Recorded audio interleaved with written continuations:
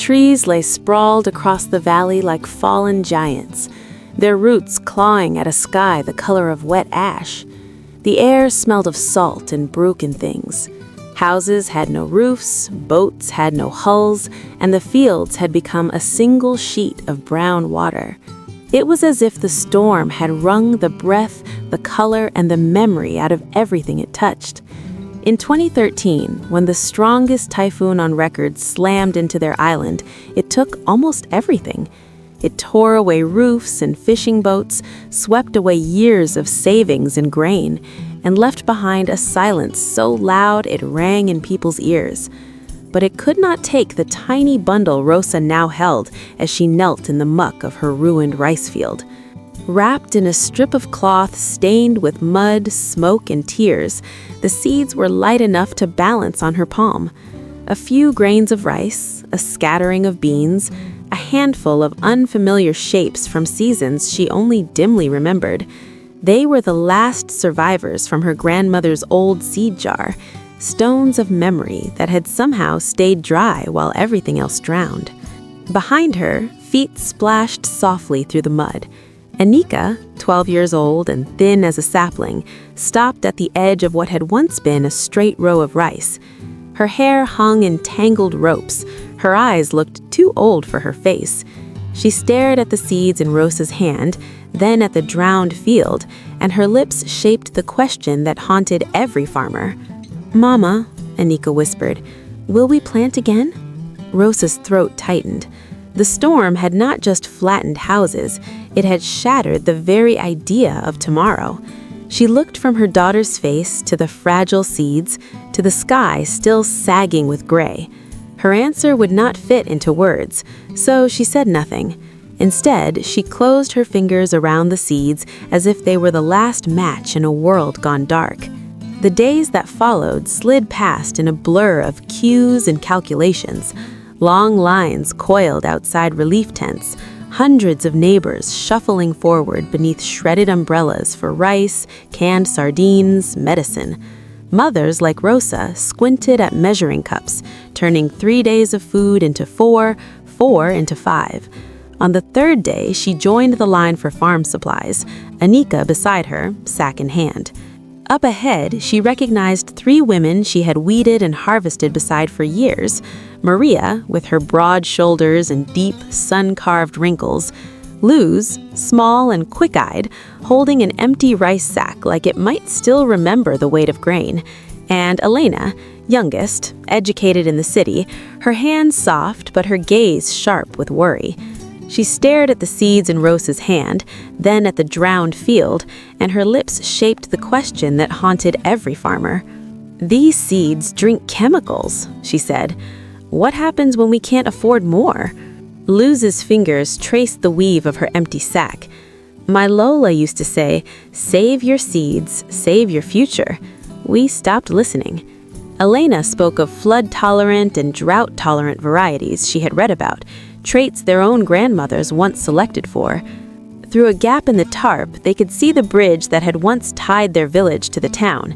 Now it hung mangled above the river, its concrete pillars jutting like broken bones. Failed systems, Rosa thought, built for calmer weather than this new world allowed. Yet children climbed and played along the wreckage, turning slabs into forts, broken railings into balance beams. With nothing but ruin around them, they were already rebuilding games from scraps. Rosa watched them, then looked at the packets on the ground and the cloth bundle in her lap. "Aid will leave," she said quietly. "Officials will forget. But we are still here. We know this soil, this sea, these winds." She opened her palm and poured out a few of her grandmother's seeds. After a moment, Maria added her own, then Luz, then Elena. 4 sets of hands, 4 lineages, one small pile of mingled possibility. A week later, 8 women crowded into Rosa's damaged house for a first meeting. The walls still bore the mud line of the flood. The floor was patched with mismatched boards. In the center, on a broad clay pot, one by one, the women unwrapped their bundles and poured in what they had rescued: red rice, sticky rice, hardy beans, a handful of sorghum, seeds for greens and roots and herbs. They named themselves Binhi ng Pag-asa, seeds of hope. It sounded fragile and stubborn at once.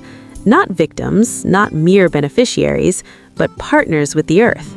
Elena, with her notebooks and questions, became their researcher. She scavenged manuals from ruined offices, copied pages in the municipal library, and matched every study she read with a story from the older women. Together, they cleared a small plot on slightly higher ground, their first laboratory of soil and sun. They divided the field into sections, planting different varieties side by side, labeling each row with scraps of cardboard. It looked unimpressive at first, a patchwork of green threads on brown cloth.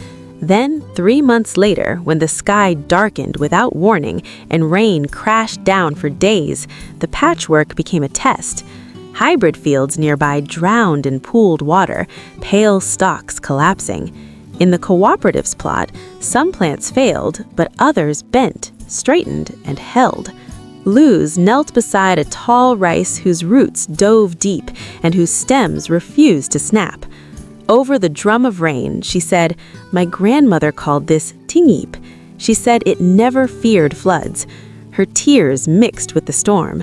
These seeds remember. Their small victory did not silence the doubters. Men shook their heads as they passed. "Old women with old seeds? You'll starve," they jeered. Rosa's husband wanted quick harvests, quick cash. Officials repeated that modern agriculture was the only future.